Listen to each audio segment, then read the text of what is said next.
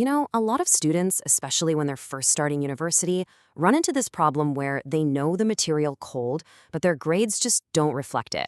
And that's because test taking, it's a totally separate skill. It's about strategy, and it is absolutely something you can learn. So, let me ask you, do you think acing your exam is just about knowing the material? Look, if you said yes, you're not alone, but you're missing a huge piece of the puzzle. Knowing the content is the foundation, for sure, but it's not the whole building. So in this explainer, we're going to lay out the entire roadmap. First, we'll get into the mental game. Then, we'll cover how to prep like an absolute pro. After that, it's all about what to do on exam day itself. We'll even break down how to tackle every single type of question. And we'll wrap up with maybe the most overlooked step, what to do after you get your results back. Okay, first up, the mental game. Now, a lot of people talk about test anxiety, and yeah, it's a real thing. But we're going to flip the script. Instead of focusing on the anxiety, we're going to focus on the single most powerful tool to beat it, rock-solid preparation. Because real confidence, it comes from knowing you're competent. And that prep isn't just about hitting the books, it's physical too. I love this quote from our source material. Adequate sleep proves more valuable than last-minute cramming. It's so true. Sleep is literally when your brain locks in memories, and a decent meal gives you fuel. Seriously, this isn't some fluffy advice. It's fundamental to performing at your best.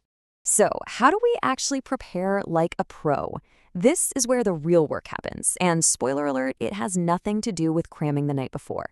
This is all about the smart, strategic stuff you do in the weeks leading up to the test. Okay, this right here might be the most important idea we talk about. You have to know the difference between passive review and active practice. Passively rereading your notes feels like you're doing something, but it's kind of like watching someone else lift weights. Active practice, where you force your brain to pull that information out of your memory, that's you actually lifting the weights. That's what builds real strength. So how do you do this active stuff? It's way easier than you think. 1. Go through your notes and turn them into questions. Then try to answer them from memory. 2, if your textbook has a study guide or practice problems, use them. And 3, this one's a game changer. Try to explain a big idea to a friend. If you can actually teach it, you know you've got it down. All right, it's game day. You've put in the work, you're prepared, now it's time to execute. This part is all about managing your time and your headspace so you can squeeze out every single point you've earned. Listen up. The moment that exam hits your desk, your first move is not to start question 1.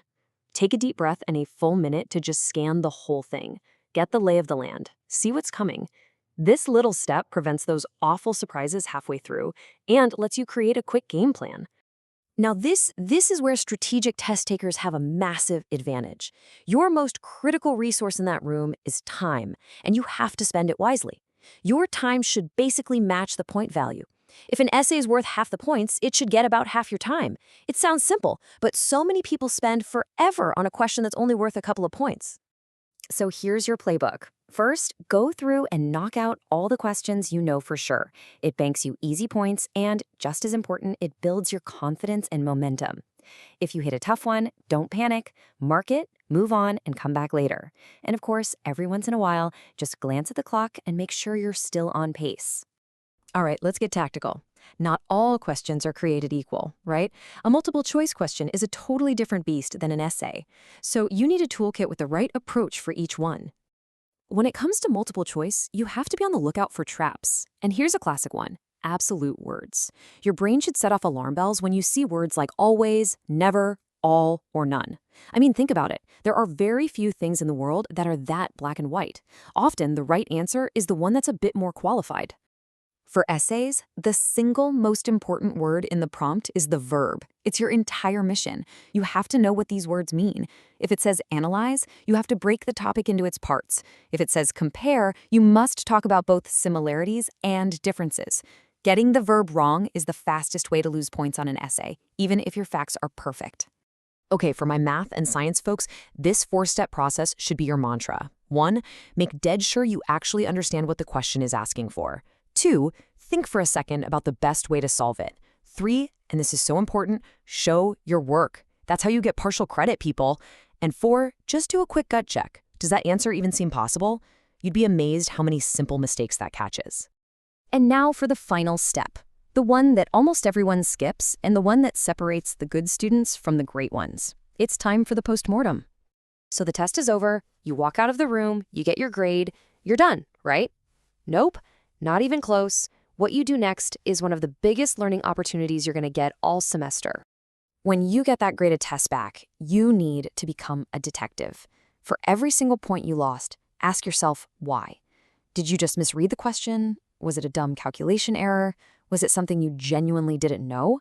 Or maybe it was bad strategy, like you ran out of time. Figuring out the type of error tells you exactly what to fix for next time.